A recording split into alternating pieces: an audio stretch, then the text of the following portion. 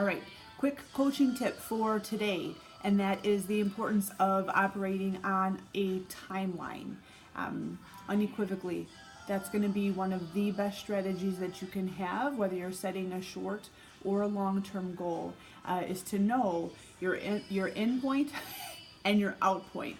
And that's going to help keep you pressing forward through particularly those tough times, because you're going to know, look, I only have this much longer until I check out. So whether that has to do with how long an exercise session is, how long you plan on staying at a job, hopefully not how long you plan on staying married, but it's the importance of operating on a timeline. And myself, I've always used one. I've never really advertised that that's how I operate, but I've always been very conscientious about how much time I spend in a particular area as it pertains to my career. And one of the things that you may not know was that if you know me, like I started out as a clinical nurse.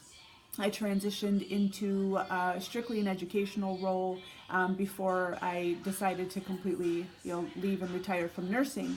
And one of the things that happened for me was, as an educator, it's incredibly important for me, if I'm at the front of the room, I have to be an expert at the things that I'm talking about.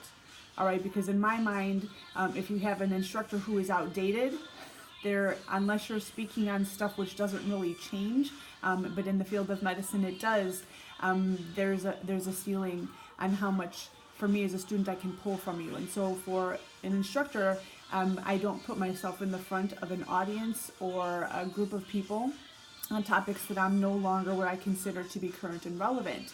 And so what happened was, was this 2008, was actually when I left LifeStar.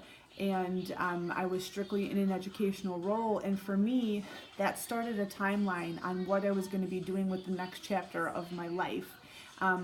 Everything in medicine changes every 3 to 5 years, 5 years at the far end. And so I knew it in 2008 that I was going to have only 5 years to make a decision as an instructor what I was going to do. It was either going to be go back to some aspect of clinical nursing so I could re-up myself on current meds and trends and things like that to come back and deliver to the people who I was teaching, or I was going to have to exit stage left. And things, kind of went like this for a while. And what happened was I was actually going to be making an early departure and was approached by some of the fire chiefs to actually restructure the education part of what we were doing in that position. And it wasn't something that I wanted to do. There was a lot of obstacles, both internally in our own internal team from a hospital end, but also with the departments with whom we were working.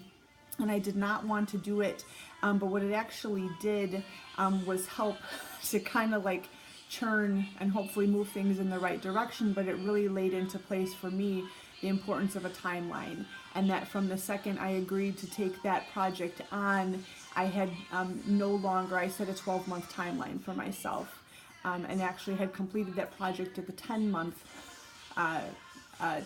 mark. So I was early and ready to transition out before that deadline. So that's the importance of deadlines. It's going to keep you in the game.